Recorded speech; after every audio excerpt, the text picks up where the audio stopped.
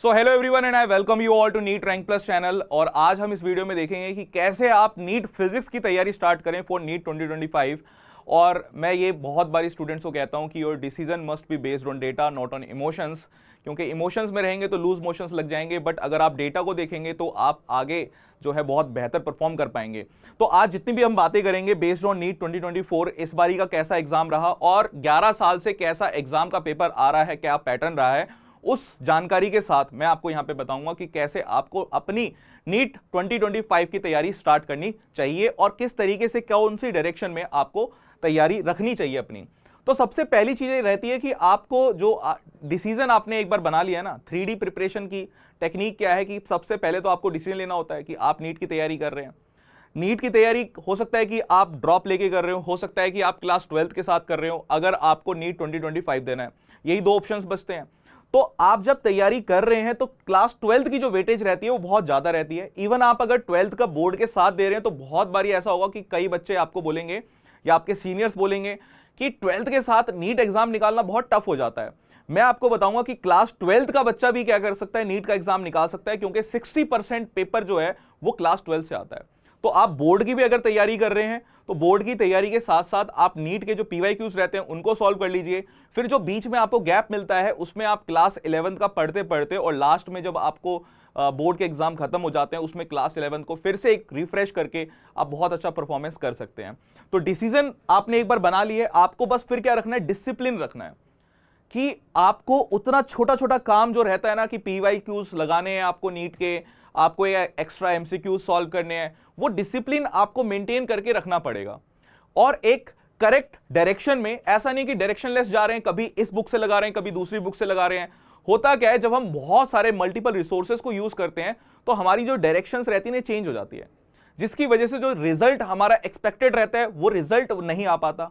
और कई बार हमें लगता है कि हमारी जो पोटेंशियल रहती है और जो हमारी एक्सपेक्टेशन है अगर वो मीट नहीं करती तो स्ट्रेस लेवल प्रोड्यूस हो जाता है। आप खुद समझ सकते हैं स्ट्रेस का एक मल्टीपल रीजंस होते हैं, बट एक असली रीजन जो स्टूडेंट लाइफ में आता है वो ये होता है कि स्टूडेंट की खुद की एक एक्सपेक्टेशन होती है कि मेरे मार्क्स इतने आने चाहिए और कितने मार्क्स उसके आ रहे हैं, उस वजह से क्या होता है, स्ट्रेस डेवलप होता है। तो अगर आपकी डायरेक्शन सही रहेगी तो आपको पूरी एक साल की जो जर्नी है उसमें स्ट्रेस नहीं आएगा।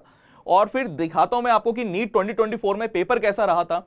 तो वेरियस यूनिट्स वाइज इस तरीके से सेग्रीगेशन किया हुआ है मैंने यहां पे कि इजी, मीडियम और हार्ड किस तरीके क्वेश्चन रहे थे।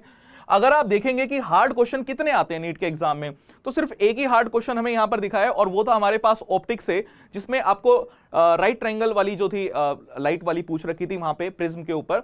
फिर अगर हम यहां पे देखें यूनिट्स एंड मेजरमेंट से इजी क्वेश्चंस आए हैं दो, एक मीडियम क्वेश्चन आया है, ये क्लास 11th का टॉपिक है। मैकेनिक्स की अगर हम बात करें तो यहां से 8 मैकेनिक्स के क्वेश्चन बने हैं, 4 इजी थे, 4 हमारे पास क्या थे, मीडियम लेवल के थे। वेव्स ऑसिलेशन से अगर हम बात करें तो 2 क्वेश्चन यहां से थे, इजी क्वेश्चन थे। फ्लूइड की अगर बात करें, एक क्वेश्चन ग्रेविटेशन का, एक क्वेश्चन इजी था, एक क्वेश्चन मीडियम था। प्रॉपर्टीज ऑफ मैटर की अगर बात करें तो 2 क्वेश्चन हमारे पास इजी थे। थर्मल फिजिक्स की अगर बात करें तो 2 क्वेश्चन हमारे पास मीडियम थे। इलेक्ट्रिसिटी एंड मैग्नेटिज्म की अगर बात करें तो 15 क्वेश्चन हमारे पास क्या थे, इजी क्वेश्चंस थे। तो बहुत सारे क्वेश्चंस इलेक्ट्रिसिटी एंड मैग्नेटिज्म से पूछे गए हैं। तो आप ये देख रहे हैं कि क्लास 12th का जो पोर्शन है वो क्या कर रहा है, डोमिनेट कर रहा है। और मीडियम टॉपिक की अगर बात करें, मीडियम लेवल की अगर बात करें तो यहां पे 3 रहे हैं। ऑप्टिक्स की अगर बात करें तो ऑप्टिक्स में इजी क्वेश्चन जो हमारे पास थे वो 2 थे, मीडियम हमारे पास 1 था। मॉडर्न फिजिक्स की अगर बात करें तो इजी क्वेश्चन हमारे पास 1, मीडियम हमारे पास जो क्वेश्चंस आए थे मॉडर्न फिजिक्स में वो 4 थे। सेमीकंडक्टर में हमारे पास 2 क्वेश्चंस इजी थे और 1 क्वेश्चन हमारे पास मीडियम था। ठीक है, तो ये हमारे पास सेग्रीगेशन रहा था। अगर इजी क्वेश्चंस की बात करें तो हमारे पास इजी क्वेश्चंस 32 थे, मीडियम की बात करें तो 17 थे और हार्ड की अगर बात करें तो 1 थे। टोटल क्वेश्चन हमारे पास 50 बन रहे थे। और आप जानते हैं कि सेक्शन बी में हम 5 क्वेश्चन को छोड़ सकते हैं। 45 क्वेश्चंस आपको अटेम्प्ट करने होते हैं फिजिक्स में, यानी टोटल स्कोर रहता है 180 आउट ऑफ 180 स्कोर करना काफी आसान रहता है फिजिक्स में, क्योंकि जो क्वेश्चंस के पैटर्न रहते हैं वो रिपीटेड पैटर्न रहते हैं। अगर आपने पीवाईक्यू सही से सॉल्व कर रखा हो, अपने टीचर का सारे के सारे क्वेश्चंस जो वो सॉल्व करवाए हैं उनको अगर आपने कर रखा हो, तो इससे बाहर क्वेश्चंस आपको नहीं मिलेंगे। चलिए एक बार मैं आपको फिर से दिखा देता हूं कि डिवीजन क्या रहा। क्लास 12th का 60 पोर्शन रहता है, 60% पोर्शन जो है वो क्लास 12th के सिलेबस से आता है। क्लास 11 से अगर हम देखें तो सिर्फ 40% है। तो आपका फोकस कहां पे होना चाहिए, आपका फोकस पहले होना चाहिए क्लास ट्वेल्थ के टॉपिक्स आपको बहुत अच्छी तरीके से आने चाहिए, वो आपके स्ट्रॉन्ग टॉपिक्स होने चाहिए। क्लास 11th के जो बेसिक टॉपिक्स होते हैं वो आपको अच्छी तरीके से आने चाहिए, जैसे यूनिट्स एंड डायमेंशन हुआ, मैकेनिक्स हुआ। तो ये बेसिक टॉपिक्स हैं जिनका यूज क्लास 12th के टॉपिक्स में भी थोड़ा थोड़ा कहीं ना कहीं आता रहता है। तो वो टॉपिक्स आपको हमेशा अपनी टिप्स पे रखने ही रखने हैं, ठीक है। और साथ के साथ क्वेश्चंस एमसीक्यू सॉल्व करने हैं।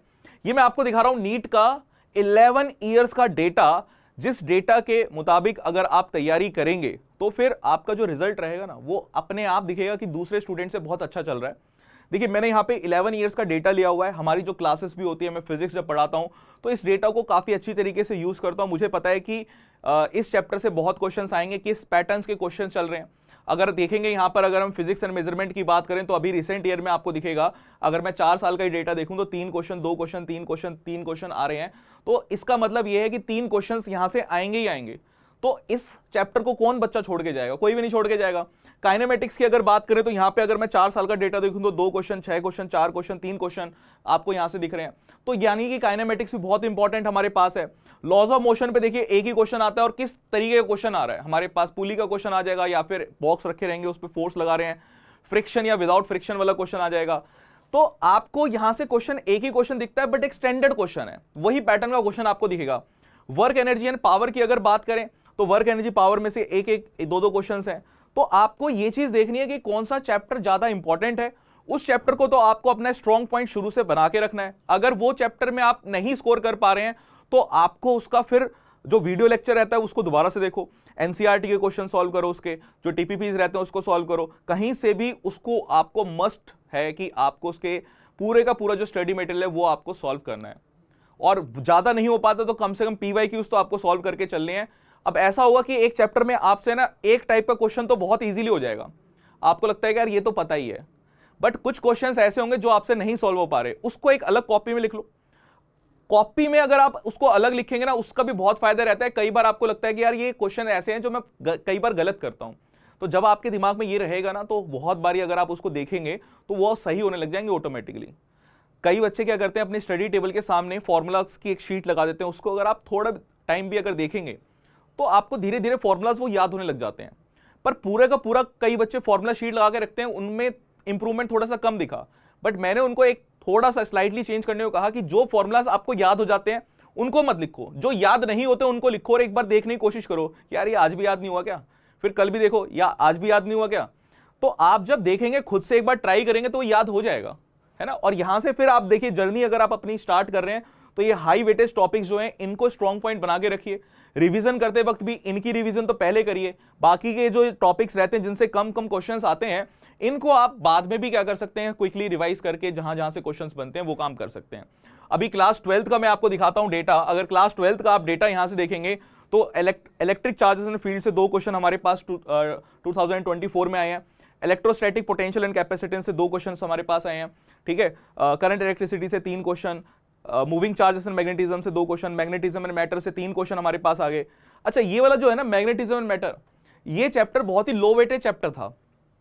0 ये 1 दिख रहा था और आप रिकॉर्डेड सेशन में जाके देख सकते हैं। मैंने बच्चों को बोला था कि इस बारी बहुत ज्यादा चांसेस है कि मैग्नेटिज्म एंड मैटर से आ जाए।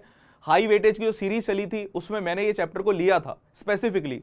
क्यों लिया था? बिकॉज मुझे पता था कि सिलेबस चेंज हुआ है और सिलेबस चेंज होने की वजह से क्या है कि जो यहां से दूसरे सब्जेक्ट से जो दूसरे चैप्टर्स हैं वहां से क्वेश्चंस नहीं आ सकते, तो कहीं ना कहीं तो डाइवर्ट करेंगे। तो किसको डाइवर्ट करेंगे? जिससे कोई भी क्वेश्चन नहीं आ रहा है किसी साल में, उसमें से डाल देंगे।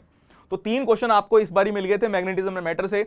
ईएमआई की अगर बात करें तो 1 क्वेश्चन, करंट इलेक्ट्रिसिटी का 2 क्वेश्चन, स्टैंडर्ड है कि 1-2 क्वेश्चन यहां से आने ही है। ईएम वेव्स की अगर बात करें तो 2 क्वेश्चन थे, रे ऑप्टिक्स पे 2 क्वेश्चन थे, वेव ऑप्टिक्स पे 2 क्वेश्चन थे, dual nature of radiation and matter पे 2 क्वेश्चन हमारे पास थे, एटम्स न्यूक्लियाई पे 2 क्वेश्चन, न्यूक्लियाई पे हमारे पास 1 क्वेश्चन, सेमीकंडक्टर से 4 क्वेश्चन। सेमीकंडक्टर एक ऐसा चैप्टर है सिलेबस कटने के बाद बहुत ही छोटा सा चैप्टर हो गया, बट फिर भी देखिए बहुत छोटा सा चैप्टर आपको कितने मार्क्स देके जाता है। आप देख रहे हैं रिसेंट ट्रेंड में कितना ज्यादा यहां पे वेटेज है। इसका एक रीजन भी है। इसका रीजन यह है कि आप डॉक्टर बनने के बाद वेरियस मशीन्स के साथ काम करेंगे, आपको एक बेसिक आइडिया तो होना चाहिए कि मशीन किस तरीके से काम करती है। अगर खराब हुई है तो उसमें कौन सा डायोड काम नहीं कर रहा है ना, या फिर उसका कौन सा सेंसर काम नहीं कर रहा है, तो आपको एक समझ होनी चाहिए। उसी समझ के ऊपर यहां पे आप देख रहे हैं कि इलेक्ट्रॉनिक डिवाइसेस जो हैं इसकी काफी ज्यादा क्या है क्वेश्चंस पूछे जा रहे हैं। इवन इसका सिलेबस जो है बहुत रिड्यूस हो गया। तो आप ये समझ पाएंगे कि आपको मॉडर्न फिजिक्स में अगर आपने सिर्फ एनसीईआरटी को ही रीड कर रखा है, आप कोई भी क्वेश्चन को सॉल्व कर सकते हैं। तो ये है 11 ईयर्स का डेटा। आपको जब पढ़ाई करते हैं ना, तो ऐसा रैंडमली कुछ भी चीज स्टार्ट नहीं करनी है। आपको अपना फोकस रखना है कि आपको एग्जाम निकालना है, आपको यहां पे नॉलेज नहीं लेनी है। एक साल में आप यहां पर नॉलेज के पीछे भागते रहेंगे कि मुझे हर चीज पता होनी चाहिए इस टॉपिक पे, तो हो सकता है कि आप पीछे रह जाएंगे। ये कंपटीशन एग्जाम है जिसमें आपको ये पता करना है कि यार इस टॉपिक से क्वेश्चंस आते हैं और ऐसे क्वेश्चंस आते हैं। क्योंकि आप किसी भी टॉपर को देखेंगे, पेपर आने से पहले ही उसको पता होता है कि इस टॉपिक से इतने इतने क्वेश्चंस आते हैं, है ना, और उसके अलावा इस पैटर्न के क्वेश्चंस रहते हैं, इस पैटर्न के क्वेश्चन के लिए ये फॉर्मूला यूज किया जाता है, ये शॉर्टकट ट्रिक रहती है। जितनी बार आप उसको प्रैक्टिस करेंगे उतनी बार आपका स्कोर भी इंप्रूव होगा और उतनी बार आपकी स्पीड भी इंक्रीज होगी। ठीक है, चलिए एक डायरेक्शन, मैंने जैसा कहा है कि डायरेक्शन बहुत ज्यादा इंपॉर्टेंट रहती है आपकी जर्नी में, और आपके एक बार जो भी स्कोर जितना इंप्रूव रहता है। तो अगर हम बात करें डायरेक्शन फॉर नीट एग्जाम, तो पहली बात यह है कि आपको लिमिटेड रिसोर्सेज रखने हैं। लिमिटेड रिसोर्सेज के साथ साथ आपको क्या करनी है, मैक्सिमम रिवीजन करनी है। कम बुक रहेगी, कम बुक के साथ अगर मैं कहूंगा कि आपके पास कम रिसोर्सेज हैं, तो आप उस पे ज्यादा सही से रिवीजन कर पाएंगे, मैक्सिमम रिवीजन कर पाएंगे। और प्रीवियस ईयर क्वेश्चंस पे फोकस रखना है, डेटा पे ध्यान रखना है कि कहां से क्वेश्चंस बनते हैं, किस पैटर्न के बनते हैं प्रीवियस ईयर क्वेश्चंस, तो वो अच्छी तरीके से आपको करना है। बस इसी के साथ आप करिए। कोई भी अगर आपको दिक्कत आती है आप कमेंट में हमें बता सकते हैं। एंड नीचे डिस्क्रिप्शन में आपको एक गूगल फॉर्म दिया हुआ है, उस गूगल फॉर्म को जरूर फिल कर देना, बिकॉज उस गूगल फॉर्म को फिल करके हमारी टीम आपसे कॉन्टेक्ट करेगी। और हमारे बैचेस भी स्टार्ट हो रहे हैं, उस बैचेस के बारे में भी आप जानकारी ले सकते हैं। For that you have to call 9116 300 300। बस इस सेशन में इतना ही। Thank you everyone for joining the session.